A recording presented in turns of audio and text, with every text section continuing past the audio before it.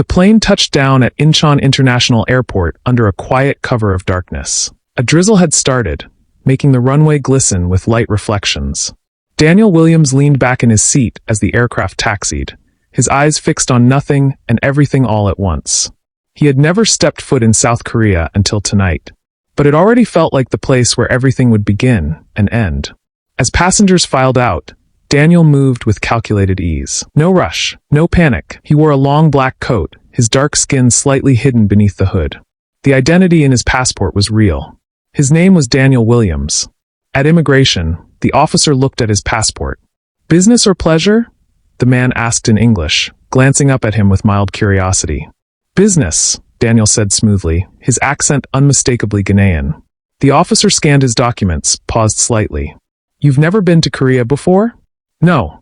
But my father had lived here." The officer's brows lifted faintly, but he didn't press. "Welcome to South Korea, Mr. Williams." Daniel nodded, took his passport, and walked through. But as he strolled past the automatic doors, a quiet flashback pierced his thoughts. The moment he left Ghana. The night before, his mother had stood at the edge of their modest compound, the garden she once tended now dry and silent under the harmattan winds. Her voice was low, brittle with age and pain. "My son," she said, "let those people who killed your father pay for their crimes." Daniel had looked at her, jaw tight, eyes like steel. "I will." She touched his face, brushing back a curl like she used to when he was a boy. "They called him names. Said he was corrupt. But your father worked for his company until he bled. Don't just clear his name. Make them feel what he felt." "I won't come back empty-handed, Ma," he whispered. "I know," she said, "and that's what frightens me." Outside the airport, the wind cut sharp and cold. Seoul was wide awake. Taxis lined up, lights flickering, life moving at a pace Daniel wasn't used to. But none of it fazed him. He wasn't here to adjust. He was here to dismantle. A sleek black car pulled up near the curb. The woman behind the wheel stepped out, Lily Park. Sharp. Sleek. Composed like always. She pulled her coat tighter as she walked toward him. "You made it." "Of course," he said, tossing his bag into the trunk. "You think I'd trust anyone else to handle this but you?" She smirked slightly. "You look taller in person. And you look more dangerous in person," he said, getting into the car. The ride into Seoul was mostly silent. Daniel stared at the city as it raced by. Neon signs in Hangul, packed restaurants, tired workers heading home. None of it looked like the city he had imagined growing up. This wasn't home, he said to himself. This place was a battlefield. "How's the company?" he asked without turning. "Solid," Lily replied, her eyes on the road. "We've rebuilt faster than I expected. We have a few international backers and 3 major government contracts, but we haven't stepped on the elite's toes yet." Daniel turned to her. "Time to change that." She handed him a tablet. "A list of names, faces, companies. These are the people who danced on your father's grave." He studied the first one, Chairman Kwan Tae-shik. A name he had seen in the articles and heard on TV. The man who leaked the false documents. The one who stepped into the vacuum after Daniel's father was arrested. The rest were familiar too.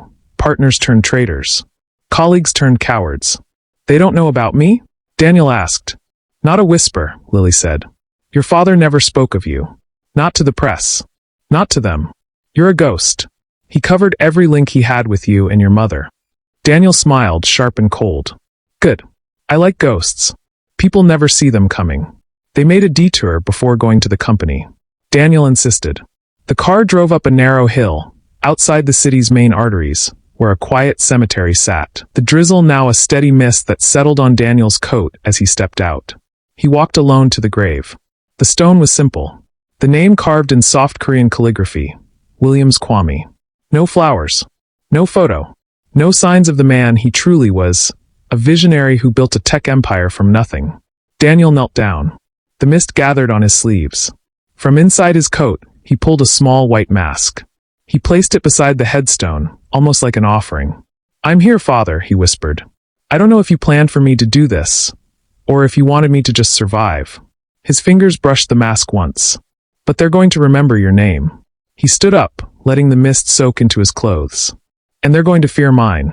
The headquarters was a 47-floor tower in Gangnam. Clean lines, glass panels, a logo shining on the side like a beacon.